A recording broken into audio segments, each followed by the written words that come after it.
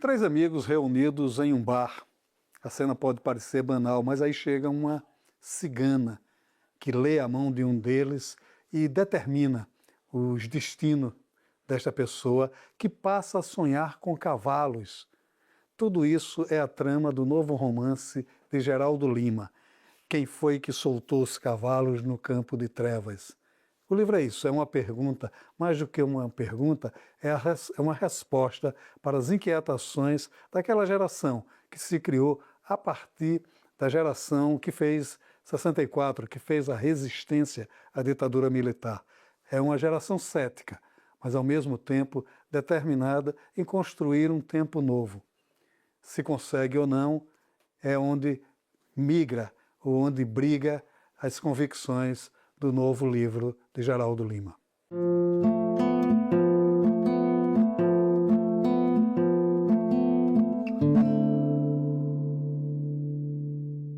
Geraldo, quem foi que soltou os cavalos no campo de trevas? Que é uma pergunta já inquietante, né? O título desse seu novo romance, que saiu pela Patuá, e que é interessante porque tem dois aspectos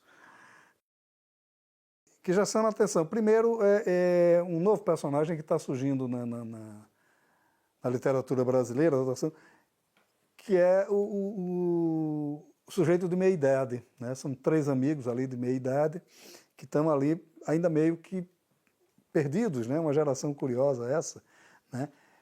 E, por outro lado, Brasília como cenário, que já tem a aparição em outros livros seus, mas aqui ela vem com uma presença mais concreta, né?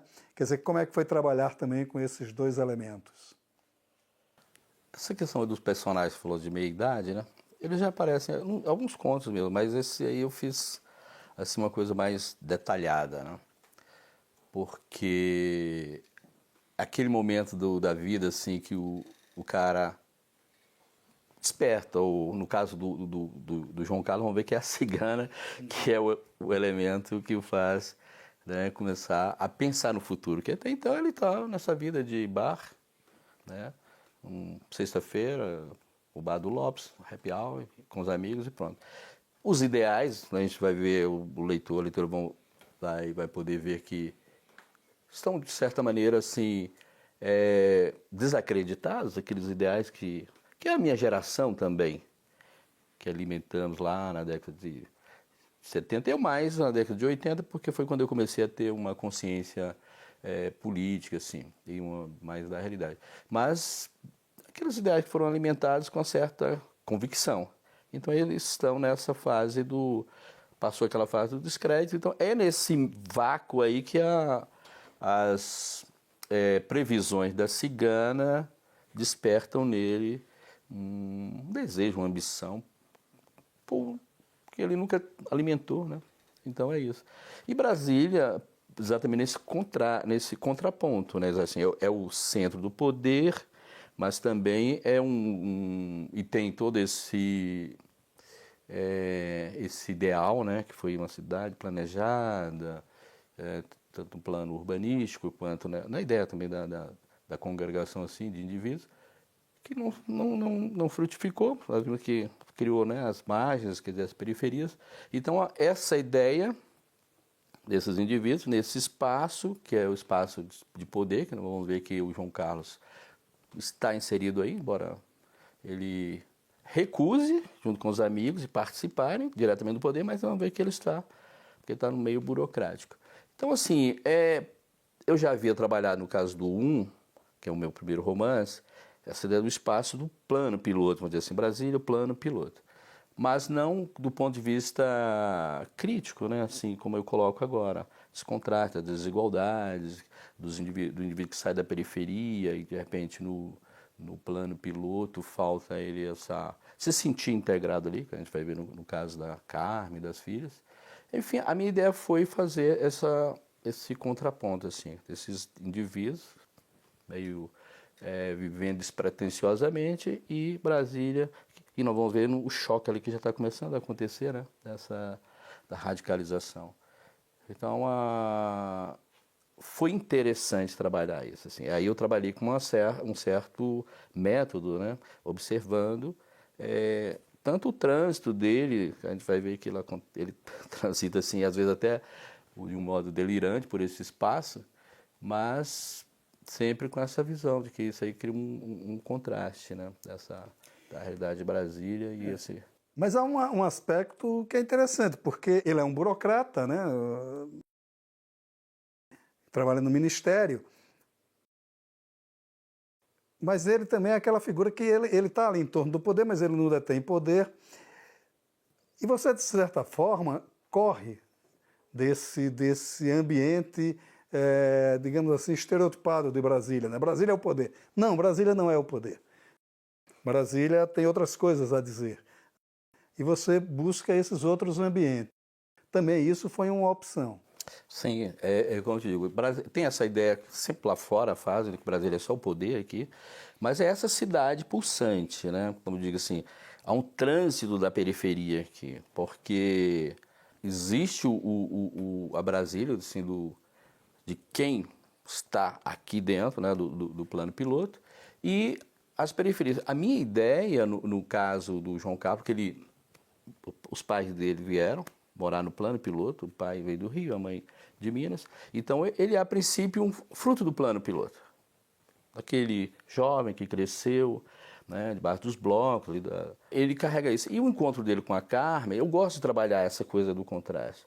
Acho que foi o Alberto Baricani que disse de encontros improváveis, que eu promovo encontros improváveis nos meus textos. Esse é um dos mais, assim, sabe? Porque aí disso eu tiro atritos. Então, a Brasília apresenta tudo isso. Então, quem está lá de fora não vê que é uma cidade pulsante nesse sentido.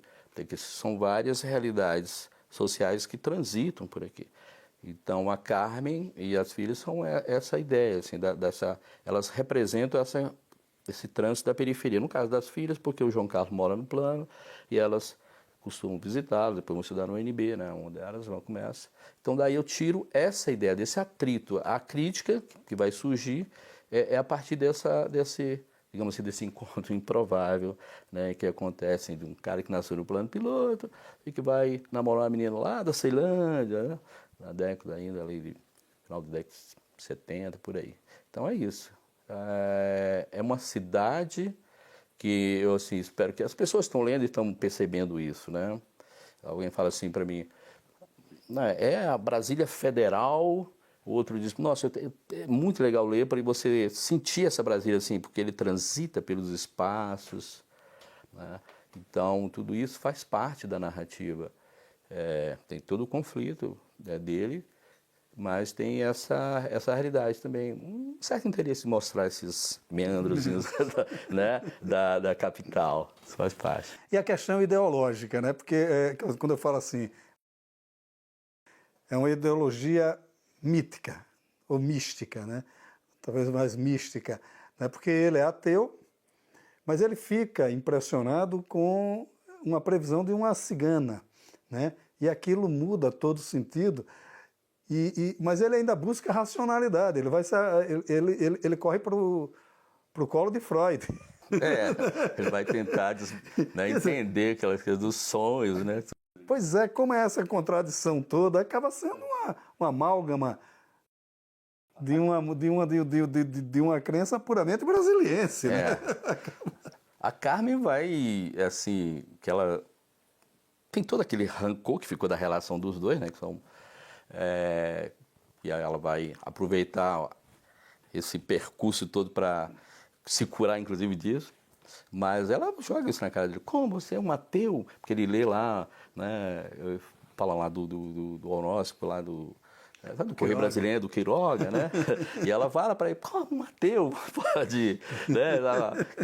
Querendo assim, lendo o horóscopo. Ele fala, não, lá ele diz que é só uma maneira, né, o tropel dos cavalos. Né, ele entende isso como um mergulho digamos assim, nessa complexidade do ser humano. Né? É como ele se livra na hora dessa acusação dela. Mas esse meu livro, ele dialoga, né? Dá para perceber lá com a peça, o texto do Shakespeare, né? Do Macbeth, que a partir do momento que as bruxas fazem aquela previsão de que ele vai se tornar rei. Na verdade, quem se torna obsessivo é mais a Lady Macbeth, né, a mulher dele, mas ele se embarca também nisso.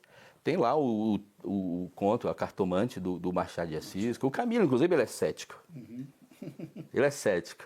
Né? Mas naquela dúvida, assim, eu vou, eu encontro. Aí a cartomante diz, não, vai tranquilo. E ele vai. Então, assim, é meio. O João Carlos está mais ou menos nessa situação aí do Camilo, que era cético. Ele também combateu, mas é isso que eu te falei, tem aquele vácuo da questão ideológica dele. Ele já na narrativa já vai sendo anunciado que há uma fissura nesse pensamento dele, dos dois, tanto do Martins, que seria o líder deles ali na conversa, né, do bar, que transmite aquela certeza ideológica, mas eles já percebem que isso aí já não está mais, né, assim, funcionando da maneira. E o Pedro Bernardo, que é o outro amigo, que vai percebendo isso. Poxa, peraí, esse negócio não está mais como era antigamente. Então é nesse momento em que ele já não está assim com tanta certeza daqueles ideais, né, somos a parte dos partidos, nós não fazemos parte dessa, né, nos livramos da corrupção, nós estamos aqui, somos puros. Aí a cigana chega a uma embriaguez também, porque, né, a ideia da embriaguez do álcool também ajuda, e a partir daí ele embarca, né? Então é esse delírio. E os sonhos com cavalos fazem um contraponto, né? Porque quando ele vai pesquisar lá do Freud, do Dicionário dos Sonhos, tem um livro lá do Psicodrama, que é, né, a análise do sonho a partir do psicodrama, esse é o lado racional, como você falou, né? E tem lá, que continua martelando as previsões da cigana. E o Martins, né, depois os leitores vão perceber por que ele insiste. Não, cara, foca nas previsões da cigana. Né? Ele fica assim, larga esse negócio de sonho com cavalo, isso aí não quer dizer nada. Mas pro João Carlos, ele vai percebendo que os sonhos com cavalo vão mais ou menos falando para ele, cara, cuidado, ó, porque lá, em um determinado momento, ele sonhou caindo do cavalo, então o sonho diz, olha, sonhar caindo com cavalo pode significar problema, não sei o quê. Então os sonhos com cavalo é que vão, de uma certa maneira, alertando. Além da Carmen, né? Porque a Carmen, diferentemente da Lady Macbeth, ela não embarca no delírio dele. No delírio dele. Você entendeu? Ela vai dizendo, cara, esse cara, eles ficam te prometendo essas coisas. Quem quer, né, oferecer alguma coisa, oferece logo.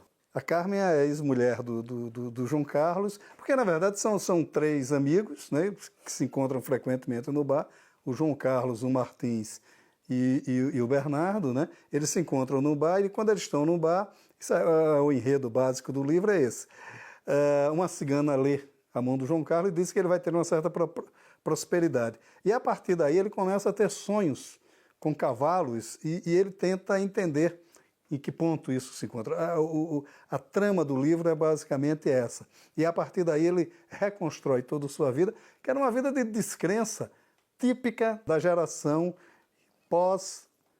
pós-guerrilheira, né? Que começou a negar todas as crenças da geração anterior por conta de um ceticismo muito grande. Disse, olha, se aqueles caras não conseguiram vencer nada a partir de suas ideologias mais aprofundadas com o comunismo, quer dizer, não somos nós agora que vamos construir absolutamente nada. A gente vai ter que conviver com esse contexto que está aqui. Então, na verdade, você usa esses personagens para falar dessa geração descrente, não é? Quer dizer, também como é que isso entra na trama? Tem a coisa pessoal do autor também, né? É sempre essa coisa, a gente que escreve, você que escreve, o escritor também sabe que há sempre um detalhezinho que entra. Então, essa descrença, né, que é parte da minha, eu pego isso mais adiante, né, na minha vivência, mas a gente deixou de acreditar em certas certezas ideológicas. Eu, no meu caso, por exemplo, a leitura assim, do Camus, por exemplo, quer dizer assim, a revolução já pressupõe o assassinato. Essas coisas foram me remoldando o meu pensamento. Então, eles estão nessa fase. Né? E há todo um contexto político que veio, né, que aconteceu no Brasil nas últimas décadas, aí, nos últimos anos, que, de uma certa maneira, foi dando subsídio a eles, dizer assim, cara, essas coisas aí, né, essa política tradicional, olha, a questão, porque eles, a princípio, são de esquerda, você entende que eles são de esquerda, né? A coisa do partido, eu procuro não nomear, não dou nome assim a partidos, né, pessoa, exatamente para deixar esse ambiente assim, mais mítico mesmo, porque entra depois essa questão do missilo, então há essa questão também. E aí é nesse contexto assim que vai acontecer essa intrusão, digamos assim, do misticismo, que é né, um elemento da nossa capital, de Brasília, essa questão do misticismo, né, não está nada assim fora do contexto, mas também há isso, essa erosão que aconteceu no nosso pensamento, assim, na certeza ideológica. Segue a cartilha marxista, segue, não sei o quê. Isso, eles passaram por isso. Então é uma crítica minha. Isso aí eu só não a faço assim de maneira direta, porque eu entendo que a literatura ela é mais para sugerir. Né? Você deixar o leitor ir pescando essas coisas. Mas está dentro disso aí, sabe? Assim, eles, os três, estão ali representando esse pessimismo, essa descrença que aconteceu, parte do nosso pensamento, sabe, de esquerda mesmo. Então, e chegar muito próximo desse outro modo, assim, operandi de fazer política, tudo isso está dentro dessa descrença, sabe, Maurício? É o que me guiou, e eu começo a escrever esse livro a partir, mais ou menos, 2016, 2017, naquele contexto. Ele começou a ser escrito a partir daí, sabe?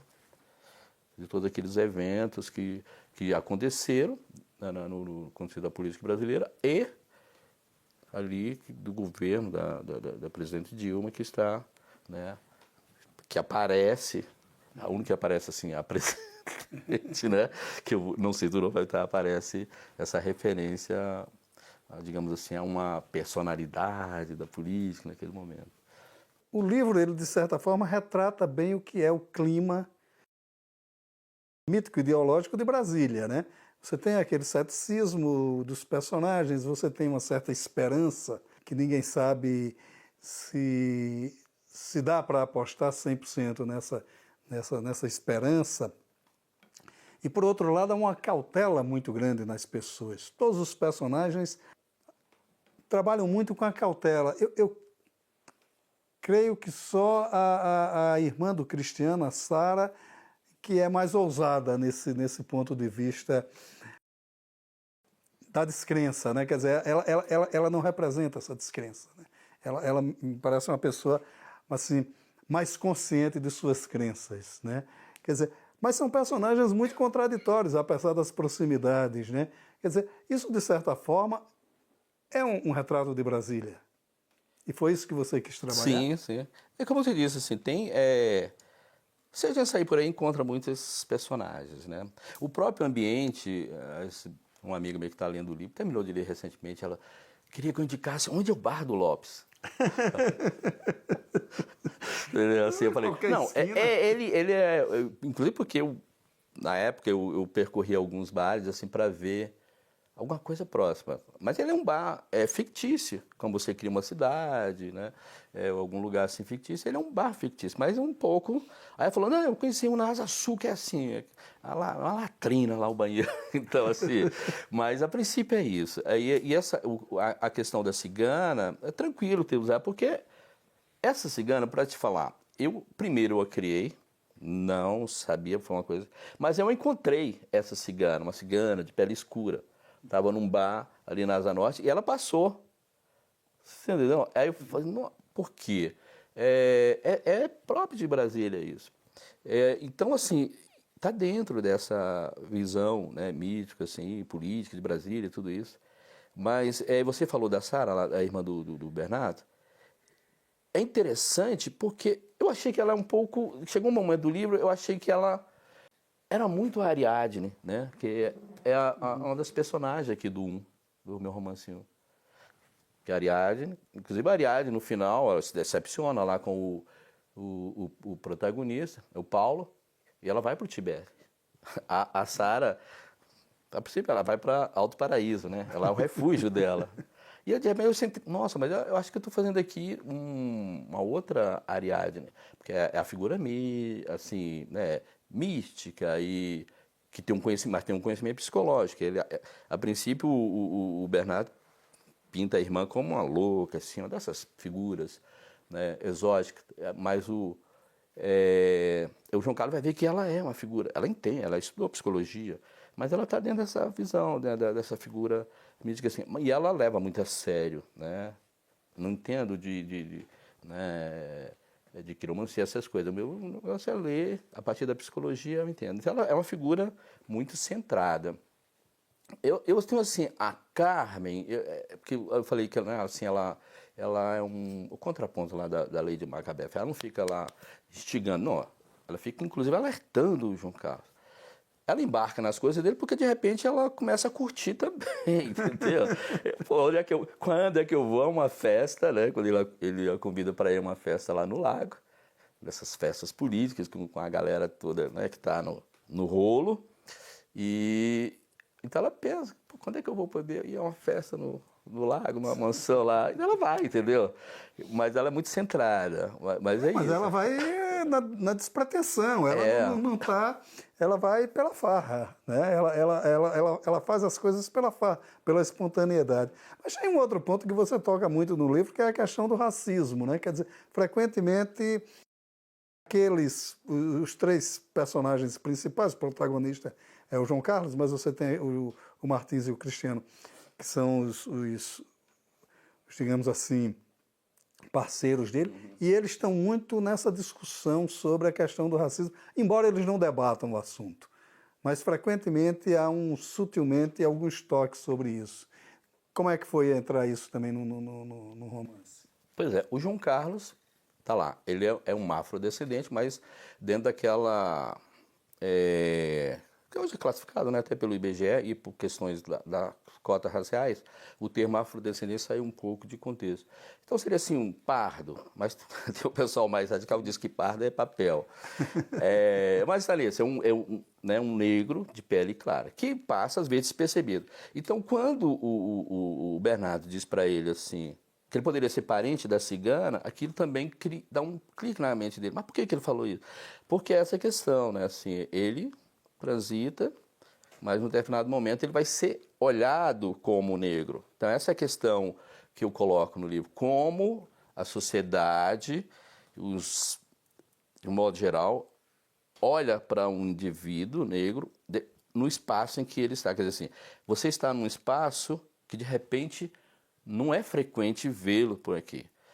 Então o zelador, quando a Carmen está toda, né, ela se arrumou, foi lá ao apartamento do João Carlos, porque eles saíram para jantar, né, para comemorar lá a promessa, uma das promessas, ele está vibrando. Aí o porteiro, o zelador, pergunta se ela trabalha lá com ele. Né? Ela entra furiosa, porque, cara, eu me arrumei toda, estou aqui, né, lindona, e o cara vem perguntar se eu trabalho aqui. Mas porque esse é o olhar. É difícil, né? As filhas, ele vai descobrir que a filha desce pela escada quando vai visitá-lo, porque cansou de um elevador de ser olhada de forma, assim... Desconfiada, né? Queria aquele desconforto. Porque essa parte do racismo no Brasil, assim, como as pessoas negras, porque é o que sobrou, que foi ao longo da história, foi a população negra foi jogada para as periferias e às vezes da periferia, né? Você está morando na periferia. Eu moro na periferia, estou ali agora morando, por exemplo, em Águas Claras. Mas Águas Claras é periferia em relação ao plano, mas é uma periferia de classe média.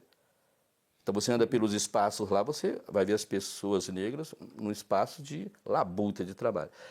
Você entra num restaurante legal assim, você olha, você não vê. Então eu trato o racismo no livro desse ponto de vista do desconforto. A filha, né, a Mariana, que começa a estudar na UNB, ela já cria uma consciência política da militância. Uhum.